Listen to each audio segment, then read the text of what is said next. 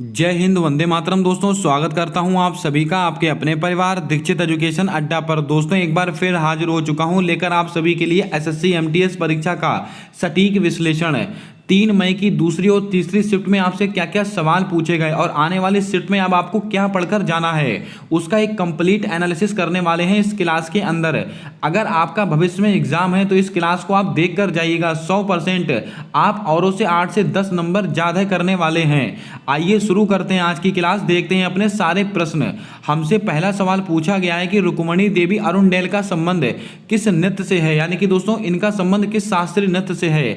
हमने बहुत बार डिस्कस किया हुआ है इनका संबंध किस शास्त्रीय नृत्य से है, तो आप सबको पता है भरतनाट्यम। आपका ऑप्शन नंबर ए बिल्कुल सही जवाब होगा। दोस्तों, आज की पहली शिफ्ट में मैंने दोस्तों कुछ महत्वपूर्ण फैक्ट इससे संबंधित आपको नोट कराए थे। अगर दोस्तों आपका भविष्य में एग्जाम है तो आप पहली शिफ्ट वाला एनालिसिस जरूर देख कर जाएं। 100% 3 से 4 सवाल आपको वहीं से देखने को मिलेंगे। चलिए बात करते हैं अपने अगले सवाल की तरफ। हमसे अगला सवाल पूछा गया कि ब्रह्म समाज की स्थापना किसके द्वारा की गई। राजा राम मोहन राय, दयानंद सरस्वती, महात्मा ज्योतिबा फुले, आत्माराम पांडुरंग।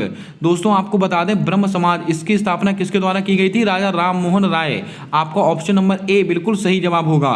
और दोस्तों कब की गई थी, तो आपको नोट कर लेना है 1828 ईस्वी में की गई थी। इसके अलावा स्वामी दयानंद सरस्वती, इन्होंने कौन से समाज की स्थापना की थी, आर्य समाज। आर्य समाज, दोस्तों इस महत्वपूर्ण फैक्ट को भी आप नोट करते चलें। और आर्य समाज की स्थापना कब की थी, 1875 ईस्वी में की थी। इसके अलावा महात्मा ज्योतिबा फुले, इन्होंने दोस्तों सत्यशोधक समाज, कौन सा, सत्यशोधक समाज की स्थापना किसके द्वारा की गई थी, महात्मा ज्योतिबा फुले के द्वारा की गई थी। और दोस्तों ये सत्यशोधक समाज कहाँ का है, महाराष्ट्र का है। एसएससी का पूछा हुआ सवाल। इसके अलावा दोस्तों महात्मा ज्योतिबा फुले, इनकी एक बहुत ही फेमस पुस्तक है, उसका नाम आपको कमेंट कर कर बताना है। एक सवाल आपसे पूछा गया था कि आत्माराम पांडुरंग, इन्होंने कौन से समाज की स्थापना की थी, तो आपको ध्यान में रखना है प्रार्थना समाज। आपसे यह सवाल भी आज पूछा गया है, प्रार्थना समाज इसकी स्थापना किसके द्वारा की गई थी, आत्माराम पांडुरंग। और दोस्तों कब की गई थी, 1867 में की गई थी। इसके अलावा दोस्तों स्वामी विवेकानंद के द्वारा, आपको याद होगा, रामकृष्ण मिशन की स्थापना की गई थी। और कब की गई थी, इसका जवाब आपको कमेंट कर कर बताना है। चलिए बात करते हैं अपने अगले सवाल की तरफ। हमसे अगला सवाल पूछा गया है कि निम्नलिखित में से कौन सा मौलिक अधिकार नहीं है।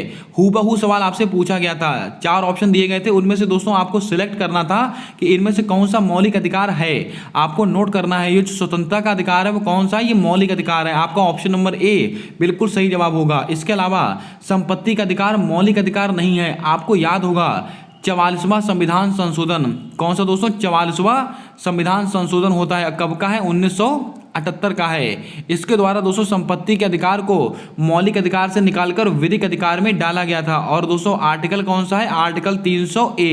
इतनी बातें आपको नोट करनी है। अब आपको कमेंट करके बताना है संपत्ति का अधिकार, इसका उल्लेख कौन से भाग में किया गया है। आइए चलते हैं अपने अगले सवाल की तरफ। हमसे अगला सवाल पूछा गया कि 2008-10 के दौरान कौन सी मंदी आई थी। वैश्विक आर्थिक मंदी, व्यापारिक मंदी, वैश्विक अनाज मंदी, वैश्विक संपत्ति मंदी। तो इसका सही आंसर दोस्तों क्या था, तो आपको ध्यान में रखना है वैश्विक आर्थिक मंदी। आपका ऑप्शन नंबर ए बिल्कुल सही जवाब होगा, इसको आप ध्यान में रखें। चलिए बढ़ते हैं अपने अगले सवाल की तरफ।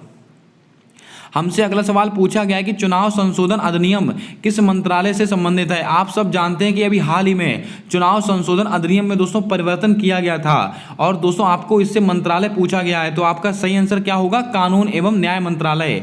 आपका ऑप्शन नंबर डी बिल्कुल सही जवाब होगा। आपको कमेंट करके बताना है कानून मंत्री वर्तमान समय में कौन है। दोस्तों क्या दोस्तों संशोधन किया गया था, तो आपको ध्यान में रखना है अगर दोस्तों कोई चुनाव आयुक्त इसकी नियुक्ति होगी तो उसमें कौन कौन शामिल होगा, लोकसभा का अध्यक्ष, विपक्ष का नेता और दोस्तों कौन होगा, मुख्य न्यायाधीश। ये 3 लोग दोस्तों इसके अंदर शामिल होंगे, इसको भी आप ध्यान में रखें।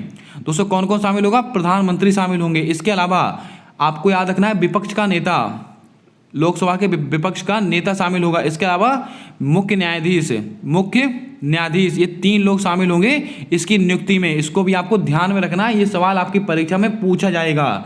चलिए बढ़ते हैं अपने अगले सवाल की ओर। हमसे अगला सवाल पूछा गया कि पंचामृत योजना का संबंध किस राज्य से है। दोस्तों महत्वपूर्ण राज्य और उनसे संबंधित योजनाएं आप रट डालिए, एक सवाल हर शिफ्ट में आपसे पूछा जा रहा है। दोस्तों तमिलनाडु की योजना पूछी गई थी पहली शिफ्ट में, दूसरी शिफ्ट में क्या पूछा गया है, पंचामृत योजना, इसका संबंध किस राज्य से है। तो आपको मैंने कई बार नोट कराया है, उत्तर प्रदेश आपका सही आंसर होगा। और पंचामृत योजना का संबंध किससे है, ये दोस्तों गन्ने से संबंधित है, ये भी मैंने आपको कई बार नोट कराया है। दोस्तों उत्तराखंड की दोस्तों योजना कौन सी है, जल्दी से आपको कमेंट कर बताना है। गुजरात की एक योजना है, बहुत ही फेमस योजना है, इसको भी आप लिख लें, कौन सी, सीमा दर्शन योजना। सीमा दर्शन योजना ये कहाँ की है, गुजरात की है। इसके अलावा दोस्तों कर्नाटक यहाँ की योजना है कौन सी, तो आपको याद रखना है अर्न विद लर्न, नहीं सॉरी दोस्तों, कर्नाटक विनय समरस योजना, विनय समरस योजना ये कहाँ की है, कर्नाटक की योजना है। दोस्तों त्रिपुरा की योजना है अर्न विद लर्न योजना, इसको भी आपको नोट करना है, महत्वपूर्ण सवाल बनेगा। आइए चलते हैं अपने अगले सवाल की ओर। हमसे अगला सवाल पूछा गया कि निम्नलिखित में से किस यूटी में हाई कोर्ट स्थित है। मोस्ट इंपॉर्टेंट सवाल है, आज आपकी परीक्षा में पूछा गया। दादर नागर हवेली, दमन एवं दीप, दिल्ली, चंडीगढ़।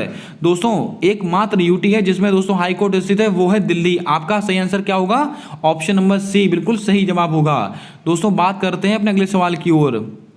हमसे अगला सवाल पूछा गया कि हॉकी में कुल खिलाड़ियों की संख्या, यानी कि दोस्तों अब आपको फुटबॉल, शतरंज, हॉकी, टेबल टेनिस, इन सबके खिलाड़ियों की संख्या और मैदान की लंबाई चौड़ाई पढ़कर जानी है। आपकी परीक्षा में ये सवाल आने लगे हैं, इसको आप ध्यान में रखें। हॉकी में कुल खिलाड़ियों की संख्या कितनी होती है, तो आप सबको पता है कुल 11 खिलाड़ी होते हैं। आपका ऑप्शन नंबर सी बिल्कुल सही जवाब होगा, इसको आप ध्यान में रखें। कमेंट कर बताएं क्रिकेट में दोस्तों खिलाड़ियों की संख्या कितनी होती है, इसका जवाब आपको कमेंट कर बताना है। चलिए बात करते हैं अपने अगले सवाल की तरफ। हमसे अगला सवाल पूछा गया कि अम्ल एवं क्षार मिलकर कौन सी क्रिया करते हैं। ऑक्सीकरण, उदासीनीकरण, हाइड्रोजनीकरण, विहाइड्रोजनीकरण है। आप सबको पता है अम्ल और क्षार मिलकर क्या बनाते हैं, लवण एवं जल। और दोस्तों कौन सी क्रिया के दौरान होता है, तो आपको ध्यान में रखना है उदासीनीकरण। आपका ऑप्शन नंबर बी बिल्कुल सही जवाब होगा। अब दोस्तों अम्ल और क्षार की बात आई है तो आपको एक से दो चीजें यहाँ पर नोट करनी है। अगर आपसे पूछा जाए पीएच पैमाना, पीएच पैमाने की खोज किसने की थी, सोरेनसन नामक वैज्ञानिक ने की थी। किसने, सोरेनसन नामक वैज्ञानिक ने की थी, इसको भी आपको ध्यान में रखना है। आपको याद होगा 0 से 14 के बीच में होता है पीएच पैमाना, और दोस्तों बीच में कितना होता है, ये 7, ये होता है दोस्तों न्यूट्रल यानी कि उदासीन। अगर आपसे पूछा जाए पीएच मान अगर 7 से अधिक होगा तो ये कैसा होगा दोस्तों, ये अम्लीय होगा, सॉरी दोस्तों ये क्षारीय होगा। कैसा, क्षारीय। अगर पीएच मान 7 से कम होगा तो कैसा होगा, अम्लीय। इतनी बातें आपको नोट करनी है। जैसे कि 5.4 ये किसका पीएच मान होता है, ये वर्षा का पीएच मान, सॉरी दोस्तों अम्ल वर्षा का पीएच मान होता है, तो ये दोस्तों कैसा हो गया, अम्लीय। 7.4 ये दोस्तों किसका, ये रक्त का पीएच मान है, तो रक्त कैसा होता है, हल्का क्षारीय। इसको आप नोट कर लें, महत्वपूर्ण सवाल बनेगा आपकी परीक्षा में। आइए चलते हैं अपने अगले सवाल की ओर। हमारा अगला सवाल पूछा गया था कि बिजली के अंदर कौन सा बल पाया जाता है, आकर्षण बल, अभिकेंद्र बल, अपकेंद्र बल, अंतर्जनित बल। दोस्तों आपका सही आंसर क्या होगा, अंतर्जनित बल। आपका ऑप्शन नंबर डी बिल्कुल सही जवाब होगा, इसको आप ध्यान में रखें। दोस्तों अपकेंद्र बल आपको याद होगा, जब दोस्तों मथनी से हम मक्खन निकालते हैं तो उसमें कौन सा बल कार्य करता है, अपकेंद्र बल। वॉशिंग मशीन में दोस्तों कपड़े धोते हैं तो वॉशिंग मशीन में कौन सा बल कार्य करता है, अपकेंद्र बल। और दोस्तों धागे में अगर हम गिट्टी बांधकर घुमाते हैं तो दोस्तों जहां पर वो गिट्टी घूमती है उस पर कौन सा बल कार्य करता है, अभिकेंद्र बल। इन दोनों फैक्ट को याद करके रखें, महत्वपूर्ण फैक्ट है, आपकी परीक्षा में आपसे पूछे जा सकते हैं। जल्दी से दोस्तों क्लास को लाइक कर दें, चैनल पर अगर नए हो तो चैनल को सब्सक्राइब करके बेल वाला आइकन ध्यान से दबा लें, ताकि आने वाली सारी वीडियोस के अपडेट आप तक आसानी से पहुंचते रहें। अपना सपोर्ट, अपना प्रेम हमारे साथ बनाकर रखें। ये सारी मेहनत सिर्फ और सिर्फ आपके माँ बाप के सपने को पूरा करने के लिए की जाती है। चलिए बात करते हैं अपने अगले सवाल की ओर। हमारा अगला सवाल पूछा गया है कि असम के अंदर फसल कटाई से संबंधित त्योहार कौन सा है, ओणम, पोंगल, अट्टुकल पोंगल, बिहू। चारों ऑप्शन मोस्ट इंपॉर्टेंट हैं। दोस्तों आपको पता है असम के अंदर कौन सा फेस्टिवल मनाते हैं, बिहू। आपका ऑप्शन नंबर डी बिल्कुल सही जवाब होगा। अगर दोस्तों आपसे यहाँ पर भोगली बिहू दिया जाता वही आपका सही आंसर होगा, लेकिन ऐसा कुछ नहीं दिया गया था। बात करते हैं पोंगल। दोस्तों मोस्ट इंपॉर्टेंट सवाल, ये कहाँ का है, तमिलनाडु का है। पोंगल कहाँ मनाते हैं, तमिलनाडु का है। लेकिन दोस्तों अट्टुकल पोंगल कहाँ का, ये केरल का है। इतनी बातें आपको नोट करनी है। ओणम दोस्तों कहाँ मनाते हैं, केरल के अंदर मनाते हैं, ये भी आपको ध्यान में रखना है। आइए चलते हैं अपने अगले सवाल की तरफ। हमसे अगला सवाल पूछा गया है कि निम्नलिखित में से दक्षिण भारत की गंगा कौन सी है? कावेरी नदी, गोदावरी नदी, ब्रह्मपुत्र नदी, कृष्णा नदी। दोस्तों आप सबको पता है दक्षिण भारत की गंगा किसको कहते हैं? गोदावरी नदी। आपका ऑप्शन नंबर बी बिल्कुल सही जवाब होगा, इसको आप ध्यान में रखें। बात करते हैं दोस्तों कावेरी नदी। कावेरी नदी कहां से निकलती है? कोडागू जिला से। कावेरी नदी कहां से निकलती है? कोडागू जिले से निकलती है। कावेरी नदी पर दोस्तों क्या क्या स्थित है? तो आपको याद होगा मैटूर बांध स्थित है और शिव समुद्रम जलप्रपात स्थित है कावेरी नदी पर। ब्रह्मपुत्र नदी दोस्तों इसको कहां पर सांगपो कहते हैं? तिब्बत में। इसको तिब्बत में क्या कहते हैं? सांगपो कहा जाता है। और माजुली द्वीप कहां पर स्थित है? ब्रह्मपुत्र नदी पर स्थित है। और कहां पर स्थित है? असम के अंदर। बात करते हैं कृष्णा नदी, ये कहां से निकलती है? इसका जवाब आपको कमेंट कर कर बताना है। मोस्ट इंपॉर्टेंट सवाल बनेगा आपकी परीक्षा को लेकर। और कृष्णा नदी, इस पर दोस्तों कौन सा बांध स्थित है? अलमाटी बांध। अलमाटी बांध किस नदी पर स्थित है? कृष्णा नदी पर स्थित है। और दोस्तों एक बांध का नाम और याद रखिए, नागार्जुन सागर बांध। ये किस नदी पर स्थित है? ये भी कृष्णा नदी पर स्थित है। आइए चलते हैं अपन अगले सवाल की ओर। हमसे अगला सवाल पूछा गया कि हर्षवर्धन का दरबारी कवि कौन था? मेगास्थनीज, बाणभट्ट, फाहियान, ह्वेनसांग। आप सबको पता है दोस्तों हर्षवर्धन का दरबारी कवि कौन था? बाणभट्ट। आपका ऑप्शन नंबर बी बिल्कुल सही जवाब होगा, इसको आप ध्यान में रखें। इसके अलावा मेगास्थनीज दोस्तों आपको याद होगा चंद्रगुप्त मौर्य, इनके दोस्तों दरबार में कौन था? मेगास्थनीज थे। ह्वेनसांग, इनकी एक पुस्तक है सी यू की, इसको आप नोट करें, सी यू कि ये किसकी पुस्तक है? ह्वेनसांग की पुस्तक है, इसको भी आप ध्यान में रखें। बाणभट्ट, इनकी दोस्तों एक बहुत ही फेमस पुस्तक है, उसका नाम आपको कमेंट कर कर बताना है। चलिए बात करते हैं अपने अगले सवाल की ओर।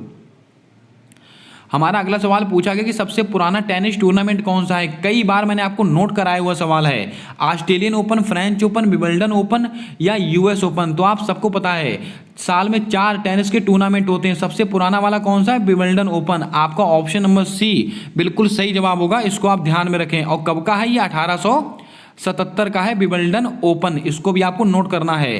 दोस्तों बात करते हैं ऑस्ट्रेलियन ओपन 2023। ऑस्ट्रेलियन ओपन 2023, इसका विजेता दोस्तों कौन बना है पुरुष में? तो आपको याद रखना है नोवाक जोकोविक, इसको भी आप लिख लें, ये सवाल आपकी परीक्षा में बन सकता है, नोवाक जोकोविक। और दोस्तों महिला में कौन बना है? तो आपको याद रखना है आर्या सबलेंका, आर्या सबलेंका, ये दोस्तों महिला विजेता है 2023 की। ये नवीन आंकड़ा है, इसको भी आप ध्यान में रखेंगे। आइए चलते हैं अपने अगले सवाल की ओर। हमसे अगला सवाल पूछा गया कि गोरखपुर में रेलवे का कौन सा हेडक्वार्टर स्थित है, यानी कौन सा जोन स्थित है? तो आप सबको पता है उत्तर पूर्वी जोन कहां पर स्थित है? गोरखपुर। आपको ऑप्शन नंबर बी बिल्कुल सही जवाब होगा, इसको भी आप ध्यान में रखें। चलिए बात करते हैं अपने अगले सवाल की ओर। दोस्तों हमसे अगला सवाल पूछा गया है कि जड़ से खनिज पौधों के अन्य भागों में कौन पहुंचाता है? कई बार दोस्तों एसएससी ने यह सवाल पूछा हुआ सवाल है और रेलवे में दोस्तों कई बार ये सवाल पूछा गया है। जाइलम, फ्लोएम, वर्णक, हरित वर्णक है। तो आप सबको पता है जड़ से खनिज पदार्थ पौधों के विभिन्न भागों में कौन पहुंचाता है? ये जाइलम। आपका ऑप्शन नंबर ए बिल्कुल सही जवाब होगा, इसको अभी आप ध्यान में रखें। दोस्तों जल का संवहन कौन करता है? जाइलम। और भोज्य पदार्थों का कौन करता है? फ्लोएम। इतनी बातें आपको ध्यान में रखनी है। और दोस्तों ये दोस्तों ऊतक हैं दोनों तरल, ये कौन से दोस्तों? ऊतक है, इसको भी आप लिख लें। दोस्तों आपसे ये सवाल भी पूछा जा सकता है। आइए बात करते हैं आपको अगले सवाल की ओर। हमसे अगला प्रश्न पूछा गया कि कोनेरू हम्पी का संबंध किस खेल से है? दोस्तों आप देख सकते हैं महत्वपूर्ण खिलाड़ी और उनसे संबंधित खेल हर शिफ्ट में आपसे पूछे जा रहे हैं। जल्दी से बताएं कोनेरू हम्पी इनका संबंध किससे है? तो आप सबको पता है इनका संबंध है शतरंज। आपका ऑप्शन नंबर ए बिल्कुल सही जवाब होगा, इसको भी आप ध्यान में रखें। पहली शिफ्ट में दोस्तों क्या पूछा गया था कि मेसी का संबंध किससे है? फुटबॉल से। टेबल टेनिस इनका संबंध दोस्तों शरत कमल अंचिता, शरत कमल अंचिता। दोस्तों ये किससे संबंधित है? ये टेबल टेनिस से संबंधित हैं। और 2022 के अंदर इन्होंने दोस्तों इनको क्या मिला था? मेजर ध्यानचंद खेल रत्न अवार्ड इनको मिला था। अब आपको कमेंट करके बताना है मेजर ध्यानचंद खेल रत्न अवार्ड दोस्तों इसकी धनराशि कितनी दी जाती है? इसका जवाब आपको कमेंट कर कर देना है। चलिए बात करते हैं अपने अगले सवाल की तरफ। हमसे अगला प्रश्न पूछा गया कि फर्न का पौधा किस समूह में आता है? थैलोफाइटा, ब्रायोफाइटा, टेरिडोफाइटा, मृतोपजीवी। तो आप सबको पता है दोस्तों फर्न का पौधा किस समूह में आता है? ये दोस्तों टेरिडोफाइटा में आता है। आपका ऑप्शन नंबर सी बिल्कुल सही जवाब होगा, इसको भी आप ध्यान में रखें। दोस्तों कवक और शैवाल, कवक और शैवाल ये दोस्तों किस में आते हैं, तो आपको नोट करना है थैलोफाइटा। कवक का अध्ययन क्या कहलाता है, माइकोलॉजी। शैवालों का अध्ययन क्या कहलाता है, फाइकोलॉजी। इतनी बातें आपको ध्यान में रखनी है। अब आपको कमेंट करके बताना है एपिग्राफी, ये दोस्तों किसका अध्ययन होता है, एपिग्राफी में किसका अध्ययन करते हैं, इसका जवाब आपको कमेंट कर देना है। चलिए बात करते हैं अपने अगले सवाल की ओर। हमारा अगला प्रश्न पूछा गया कि वी सत्यनारायण शर्मा किस नृत्य से संबंधित है। आप देख रहे हैं कितना दोस्तों डीप जाकर सवाल पूछे जा रहे हैं आपकी परीक्षा में। कथकली, भरतनाट्यम, कुचिपुड़ी, मणिपुरी। दोस्तों आपको बता दें वी नारायण शर्मा, इनका संबंध किससे है, कुचिपुड़ी। आपका ऑप्शन नंबर सी बिल्कुल सही जवाब होगा। और कुचिपुड़ी आंध्र प्रदेश से संबंधित है, इसको भी आप नोट कर लें, मोस्ट इंपॉर्टेंट है दोस्तों। आपको लिख लेना 10 सवाल दोस्तों, आपके कम से कम 10 प्रश्न आपके स्टैटिक जीके से पूछे जा रहे हैं, स्टैटिक जीके से आपसे पूछे जा रहे हैं। और दोस्तों उसमें से 3 से 4 सवाल आपको दोस्तों महत्वपूर्ण नृत्य, महत्वपूर्ण त्योहार, ये सब पढ़कर जाना है। 100% आने वाली शिफ्ट में आपसे फिर से सवाल पूछे जाएंगे। चलिए बात करते हैं अपने अगले प्रश्न की ओर। हमसे अगला सवाल पूछा गया कि ओडिशा की सबसे बड़ी प्रायद्वीपीय नदी कौन सी है। ऐसा सवाल भी पूछा गया था। ब्रह्मपुत्र नदी, महानदी, कृष्णा नदी या दोस्तों माही नदी। तो आपको दोस्तों याद करना है ब्रह्मपुत्र नदी। ओडिशा की सबसे बड़ी प्रायद्वीपीय नदी कौन सी है, महानदी। आपका ऑप्शन नंबर बी बिल्कुल सही जवाब होगा, इसको भी आप ध्यान में रखें। अब आपको कमेंट करके बताना है कि माही नदी किसको, कौन सी रेखा को 2 बार काटती है। दोस्तों आपको याद होगा भूमध्य रेखा, भूमध्य रेखा को 2 बार काटने वाली नदी कौन सी है। तो दोस्तों आपको याद होगा,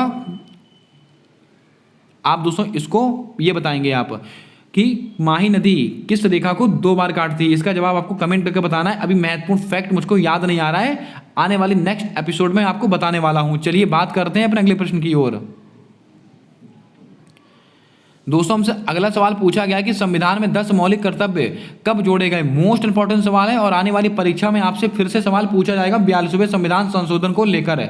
आप सबको पता है हमारे मूल संविधान में एक भी मौलिक कर्तव्य नहीं था। फिर होता है 42वां संविधान संशोधन 1976, इसके द्वारा दोस्तों कितने मौलिक कर्तव्य जोड़े गए थे, 10। तो आपका ऑप्शन नंबर बी बिल्कुल सही जवाब होगा। और कब का है, 1976 का है 42वां संविधान संशोधन। कौन सी समिति थी, सरदार स्वर्ण सिंह समिति। आर्टिकल कौन सा था, आर्टिकल 51A। इसको भी आपको ध्यान में रखना है। शिक्षा है, वन है, वन जीव है, मापदौल है। इसको संवर्धित सूची में कब डाला गया था, 42वें संविधान संशोधन के द्वारा। बात करते हैं 44वां संविधान संशोधन 1978 का है। इसके बारे में अभी हमने बात की थी पीछे। दोस्तों 86वां संविधान संशोधन, इसके द्वारा दोस्तों 11वां मौलिक कर्तव्य, कौन सा, 11वां मौलिक कर्तव्य कब जोड़ा गया था। तो आपको याद में रखना है 86वें संविधान संशोधन के द्वारा 2002 का है 86वां संविधान संशोधन। अगर आपसे दोस्तों पूछ लिया जाए मौलिक कर्तव्य, इसका उल्लेख कौन से भाग में है, भाग 4A। भाग 4A में मौलिक कर्तव्य का उल्लेख है। मौलिक अधिकार किसके अंदर है, भाग 3 में। डीपीएसपी किसके अंदर है, भाग 4 में। इसको भी आपको ध्यान में रखना है। 89वां संविधान संशोधन, ये कब का, वर्ष 2003 का है 89वां संविधान संशोधन। और SC/ST से संबंधित है, इसको भी आपको ध्यान में रखना है। राष्ट्रीय अनुसूचित जाति और जनजाति से संबंधित है 89वां संविधान संशोधन है। चलिए बढ़ते हैं अपने अगले सवाल की तरफ। हमसे सवाल पूछा गया कि 2001 में भारत रत्न प्राप्त करता शहनाई वादक कौन है। लता मंगेशकर, बिस्मिल्लाह खां, भजन सोपारी, शिव प्रसाद चौरसिया। तो आप सबको पता है दोस्तों, इसमें से आपका आंसर क्या होगा, बिस्मिल्लाह खां। आपका ऑप्शन नंबर बी बिल्कुल सही जवाब होगा। लेकिन 2001 में दोस्तों लता मंगेशकर जी को भी भारत रत्न मिला था, इसको भी आपको नोट करना है। आपकी परीक्षा में यह सवाल आपसे पूछा जाएगा। और लता मंगेशकर को दोस्तों फ्रांस का सर्वोच्च सम्मान, फ्रांस का सर्वोच्च सम्मान है लीजन द ऑनर अवार्ड, इसके द्वारा भी सम्मानित किया जा चुका है। इसको भी आपको ध्यान में रखना है। बात करते हैं भजन सोपारी, ये कौन है, संतूर वादक हैं। कौन है, संतूर वादक हैं ये दोस्तों भजन सोपारी। शिव प्रताप चौरसिया, ये दोस्तों क्या है, बांसुरी वादक हैं। बांसुरी वादक हैं, इसको भी आपको नोट करना है। चलिए बढ़ते हैं अपने अगले सवाल की ओर। हमसे अगला सवाल पूछा गया कि महाबलीपुरम किस वंश से संबंधित है। मोस्ट इंपॉर्टेंट सवाल बनेगा आपकी परीक्षा को लेकर है। दोस्तों जल्दी से क्लास को लाइक कर दें, चैनल पर नए हो तो चैनल को सब्सक्राइब कर बेल वाला आइकन ध्यान से दबा लें, क्योंकि दोस्तों मोस्ट इंपॉर्टेंट फैक्ट मैं बताने वाला हूं क्लास के अंत में। और दोस्तों आपको और क्या क्या पढ़कर जाना है उसका अधिक सटीक विश्लेषण करेंगे इस क्लास के अंत में। दोस्तों बढ़ते हैं अपने अगले सवाल की तरफ। महाबलीपुरम, इसका संबंध किस वंश से है, राष्ट्रकूट वंश, चोल वंश, पल्लव वंश या दोस्तों हर्यक वंश। तो दोस्तों आपको याद रखना है। इसका सही आंसर क्या होगा? पल्लव वंश। ऑप्शन नंबर सी बिल्कुल सही जवाब होगा, इसको भी आपको ध्यान में रखना है। अब दोस्तों आपको कुछ महत्वपूर्ण फैक्ट मैं आपको यहां से नोट कराने वाला हूं। जैसे कि अगर आपसे पूछा जाए राष्ट्रकूट वंश, इसके दोस्तों महत्वपूर्ण संस्थापक कौन थे? दंती दुर्ग। कौन है? दंती दुर्ग, ये राष्ट्रकूट वंश के संस्थापक हैं। हर्यक वंश, बिंबसार, बिंबसार, ये दोस्तों हर्यक वंश के संस्थापक हैं। इसको भी आपको नोट करना है, अति महत्वपूर्ण सवाल बनेगा आपकी परीक्षा को लेकर। आइए चलते हैं अपने अगले सवाल की ओर। दोस्तों हमारा अगला सवाल कहता है कि न्यूटन का प्रथम नियम क्या कहलाता है? क्रिया प्रतिक्रिया का नियम, जड़त्व का नियम, गुरुत्वाकर्षण का नियम या अपवर्जन का नियम?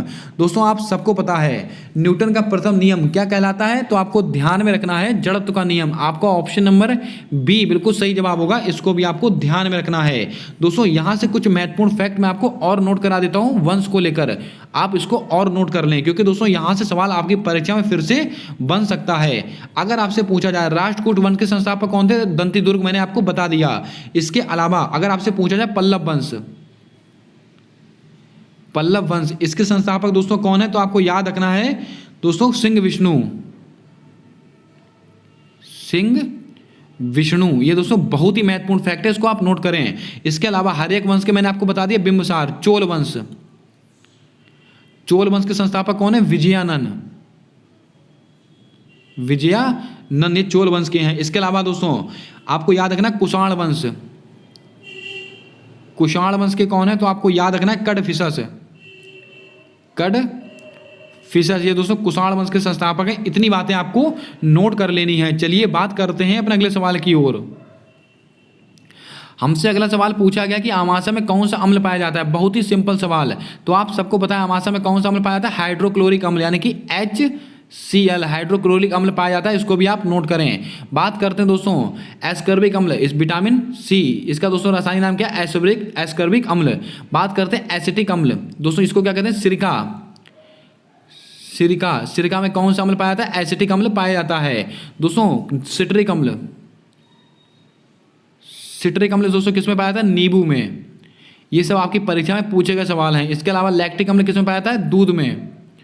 दूध में कौन सा? लैक्टिक अम्ल पाया जाता है। मैलिक अम्ल किसके अंदर पाया जाता है? तो आपको याद होगा सेब के अंदर। फार्मिक अम्ल किसके अंदर पाया जाता है? तो आपको याद होगा लाल चींटी के अंदर। आइए चलते हैं अपने अगले सवाल की ओर। हमसे दोस्तों अगला सवाल पूछा गया कि 2024 में दक्षिण एशियाई खेल कहां पर आयोजित होंगे? भारत, चीन, जापान, पाकिस्तान। आपको याद रखना है 2024 में दक्षिण एशियाई खेल कहां पर होंगे? पाकिस्तान के अंदर। आपको ऑप्शन नंबर डी बिल्कुल सही जवाब होगा, इसको भी आपको नोट कर लेना है। चलिए बात करते हैं अपने अगले सवाल की ओर। हमसे अगला सवाल पूछा गया है कि दोस्तों पद्म सुब्रमण्यम का संबंध किस शास्त्रीय नृत्य से है? भरतनाट्यम, उड़ीसी, मणिपुरी, मोहिनीअट्टम। आप देख रहे हैं शास्त्रीय नृत्य से कितनी जबरदस्त तरीके से सवाल पूछे गए आपकी परीक्षा में। आपको याद रखना है दोस्तों पद्म सुब्रमण्यम का संबंध किससे संबंधित है? तो आपको याद रखना है भरतनाट्यम। आपका ऑप्शन नंबर ए बिल्कुल राइट जवाब होगा, इसको भी आपको ध्यान में रखना है। चलिए बात करते हैं अपने अगले सवाल की ओर। हमारा अगला सवाल हमसे पूछा गया कि निम्नलिखित में से कौन सी ठंडी पवन है? आपको याद होगा दोस्तों अल-नीनो, ला-लीनो, लैब्राडोर, मिस्टल। दोस्तों आपका सही आंसर क्या होगा? मिस्टल आपकी सबसे ठंडी पवन है। ऑप्शन नंबर सी बिल्कुल सही जवाब होगा। अल-नीनो और ला-लीनो ये दोस्तों कैसी जलधाराएं हैं? गर्म जलधाराएं हैं। कैसी? गर्म जल धारा है। और दोस्तों लैब्राडोर ये कैसी है? ठंडी जलधारा है। इसको भी आपको नोट करना है आपकी